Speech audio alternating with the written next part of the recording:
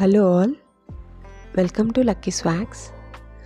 దోసపిండి రెడీగా ఉండి దోశ కాకుండా వేరేది ఏం చేయాలో అని ఆలోచించేలోపే గుర్తొచ్చేవి పొంగనాలు.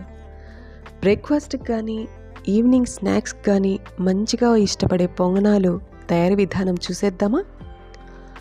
దోశ బ్యాటర్ కొంచెం పుల్లగా ఉంటేనే పొంగనాలు రుచిగా ఉంటాయి. ఇప్పుడు పిండిలో చిన్నగా సన్నగా కట్ చేసిన ఆనియన్స్, పచ్చిమిర్చి, అల్లం, జీలకర్ర, సరిపడా ఉప్పు వేసి పేస్ట్ చేసిన పేస్ట్, పసుపు, కరివేపాకు వేసి బాగా మిక్స్ చేసుకోవాలి. ఇప్పుడు కన్సిస్టెన్సీ కూడా చెక్ చేసుకోవాలి. పిండి మరీ గట్టిగా కాకుండా మరీ నీళ్ళగా కాకుండా మీడియంగా మధ్యస్థంగా ఉండేలా చూసుకోవాలి. గట్టిగా ఉండిందంటే పొంగనాలు లోపల కాలవకుండా పచ్చిగా ఉంటాయి. సో కొంచెం జారుడుగా మాత్రమే ఉండాలి. ఇప్పుడు ఉప్పు కూడా కాస్త చెక్ చేసుకొని కావాల్సితే వేసుకోవచ్చు.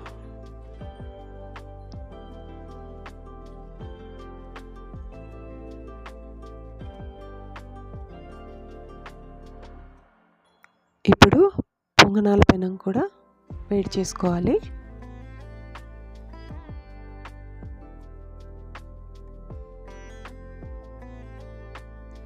పెనం వేడెక్కాక నూనె వేసుకోవాలి.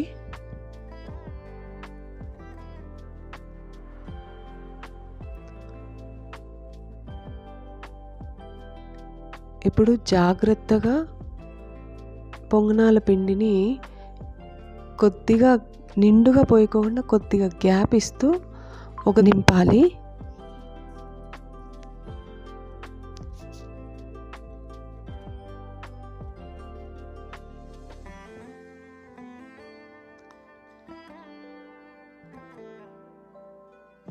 అన్నిట్లో నింపాక పైన మూత పెట్టి 2 నిమిషాలు ఉడకనివ్వాలి.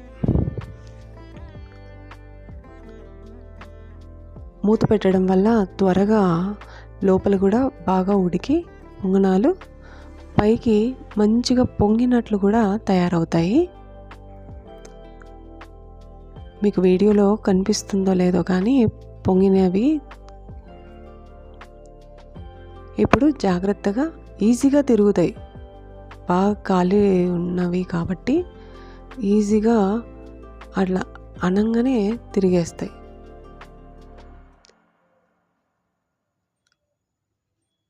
ఇప్పుడు మూత పెట్టకుండా ఒకదాని తర్వాత ఒకటి ఆ వైపులా కాల్చుకోవాలి.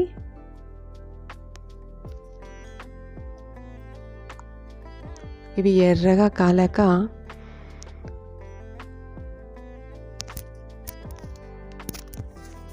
ఆనియన్ చట్నీతో సర్వ్ చేసుకుంటే చాలా బాగుంటాయి.